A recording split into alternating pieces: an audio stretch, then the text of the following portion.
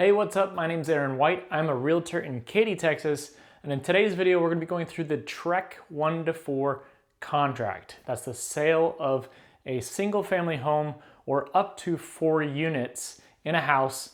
In that contract, we're going to go through line by line and help you understand at least the parts that are filled out. I'm not an attorney, we're not going to do a deep dive. There's 2-hour videos out there that explain everything. Go dig into that if you want to get into that. For this video, we're going to walk through what we typically walk through with our clients, at least the major things that are coming in, terms and conditions, costs to you as the buyer or seller. So if you're a buyer or seller, stay tuned as we dive into understanding a little bit more about the contract. This is not a contract for land, for new construction, for multifamily, or for commercial. Those are different contracts, different video. All right, so what is the TREC 1-4 contract? Who made it anyway? Well, TREC is the Texas Real Estate Commission. Basically, all the people over real estate in Texas, right? And at the end of the day, they have seen decades and decades of litigations and disputes for this isn't fair, that's not clear in the agreement in court systems. So what they've done is they've created a standard contract that we should all use in the purchase of a home that has been lived in before, and that is called the TREC 1-4 contract. This keeps everything fair and clean and understood on both sides, and this is what 99% of realtors will use in a sale or purchase of a home. Keep in mind that there are a number of addendums that may be added to a TREC 1-4 contract, and in almost all cases, there's at least one addendum added to a TREC 1-4 contract. It may define more terms and conditions on things like lending, an HOA, so on and so forth, right? So this will get you through the core contract and help you get a good understanding of where your core costs will come from. All right, so as I mentioned before, I'm not gonna go through the entire contract and read you every word in the contract. That takes too much time. There's longer videos for that if you want that. If you have questions on terms and conditions and very precise things, I recommend you talk to an attorney. But this will walk through the areas that a realtor typically fills out, and ultimately you have as open options to negotiate on in a TREC contract. Okay, so starting off with section 1, section 2, pretty self-explanatory, who's involved and what property. Exclusions is in section 2D. This is if a fixture were to be maybe taken by a seller. Let's say they want to take a stove or something in the house that's fixed to the house, it would need to be in this section. Sales price is pretty straightforward. You have the amount that's cash and you have the amount that's financed. If there is a financed amount, there does need to be a third-party addendum or some sort of financing addendum added to it to explain the terms and conditions that go along with that loan, right? And so in section 4, we get into leases. This is things like if you have a rental property that already has tenants, you would buy the property and also acquire that lease terms that are with it. Or if you have a fixture in section B here, we're talking about leases for solar panels and such. And then of course, natural resources would be things such as a lease to access a property or use a property for maybe oil and gas, so on and so forth. And then when we get into section 5, this is the section where we talk about earnest money and option fees. And really what we're talking about here is the buyer shows that they are a serious buyer by providing option fee and earnest money. An option fee gives them the option to buy a property, but if they don't like something, they could back out for whatever reason. It's typically a smaller amount of money. Typically, we see $150 to $300 in most contracts in Texas, but it really is up to the buyer to propose it and the seller to accept it. Earnest money is typically around 1%, maybe a little bit more, depending. If you want to show you're a very, very serious buyer and you're going to move forward, then you might add more earnest money on there.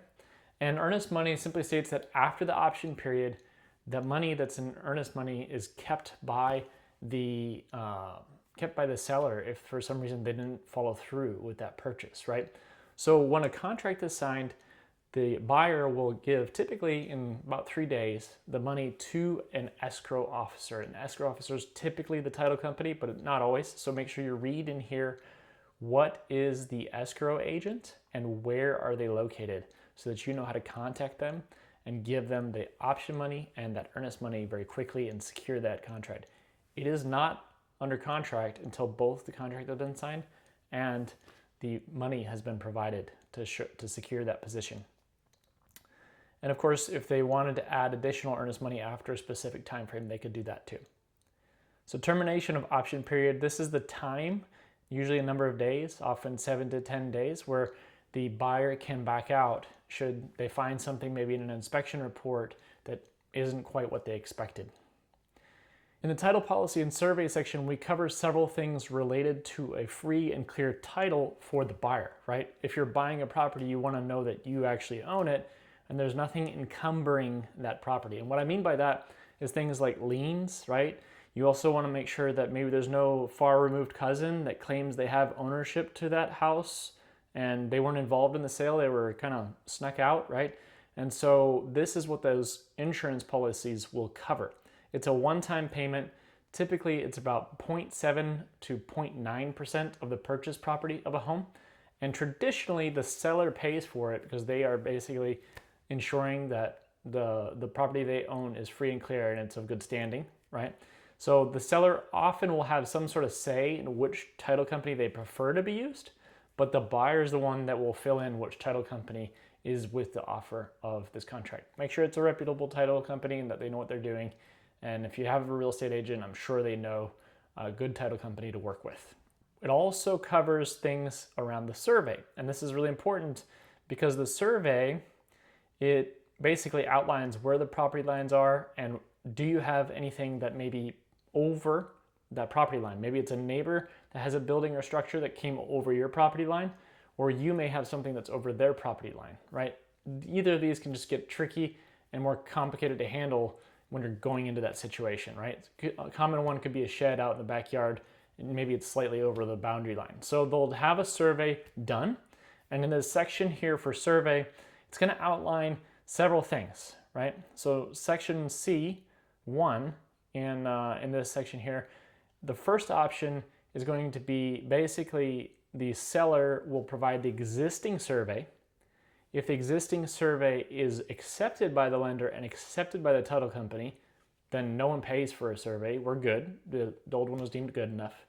If for some reason it's not okay by the title company nor the lender, then either the seller or the buyer would pay, and that's outlined here. Section 2 is going to say that the buyer shall obtain a new survey and the buyer's expense. So the buyer will pay for that.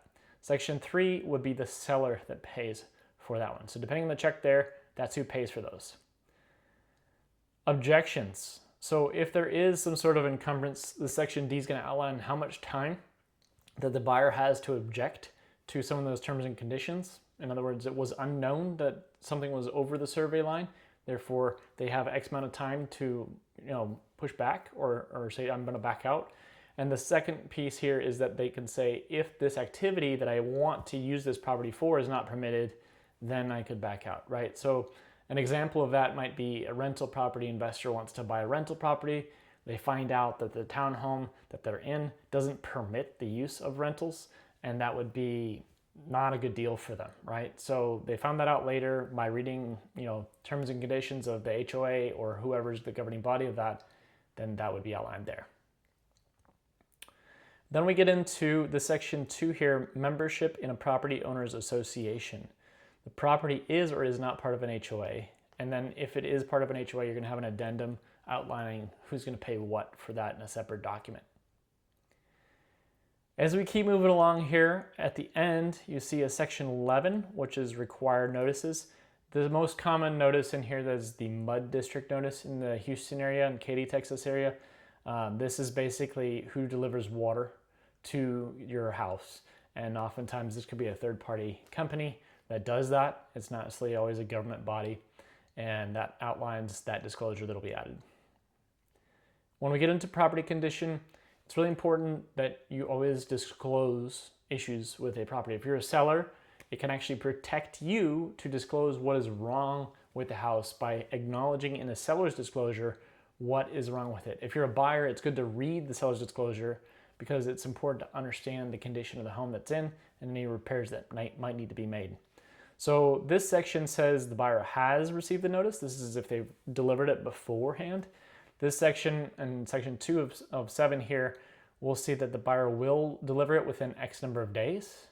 And then the last one is the seller does not require the So the seller is not required to deliver that notice, right? And maybe you might have a situation where a family inherits a property, or a landlord owns a property and they've never been to it, they've never lived in it, they maybe have never physically been there, right? This is where they don't know how to disclose what might be wrong with it because they just don't know anything about that property necessarily. So, but very rarely will that be used. This is how the section D here is important. This is how that property will be accepted. Is the buyer accepting it as it is, or is the buyer requiring specific things to be done to the property before they buy it? That'll be outlined here. All right, section H of 7 here is going to be covering the residential service contract. So this is a great way to help buyers have peace of mind about a property that they're buying. Let's say you buy a property and a big ticket item like an AC or plumbing leak or electrical has an issue and all of a sudden it stops working, right?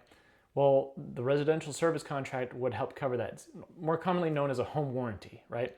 So this would grant the buyer a typically $600 to $850, $900 credit on a sale to buy that warranty, home warranty, right? So the seller would pay for this warranty in this section here.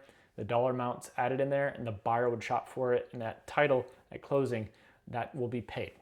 Brokers and sales agents. Section 8 is a section to outline disclosures of if a realtor like myself is involved in a transaction. If I'm gonna buy a house, I have to write in there, I am buying this house, or if I'm representing a family member or an interested party, I have to disclose that in here.